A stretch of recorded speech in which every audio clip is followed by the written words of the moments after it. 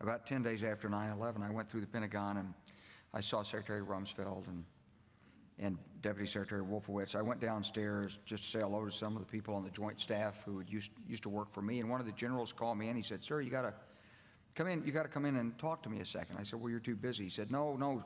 He says, "We've made the decision. We're going to war with Iraq." This was on or about the 20th of September. I said, "We're going to war with Iraq. Why?" He said, "I don't know." He said, "I guess they don't know what else to do."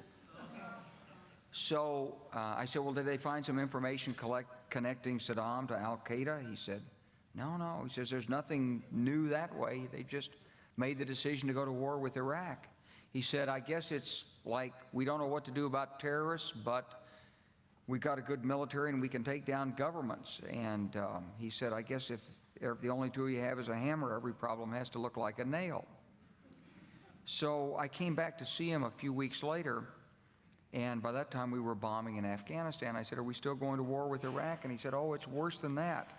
He said, he reached over on his desk, he picked up a piece of paper, and he said, I just got this down from upstairs," meaning the Secretary of Defense's office today, and he said, "This is a memo that describes how we're going to take out 7 countries in 5 years, starting with Iraq and then Syria, Lebanon, Libya, Somalia, Sudan, and finishing off Iran." I said, "Is it classified?" He said, "Yes, sir." I said, "Well, don't show it to me." And I saw him a year or so ago, and I said, "You remember that?" He said, "Sir, I didn't show you that memo. I didn't show it to you."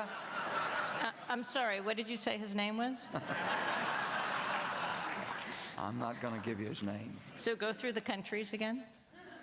Well, starting with Iraq, then Syria and Lebanon, then Libya, then Somalia and Sudan, and then back to Iran.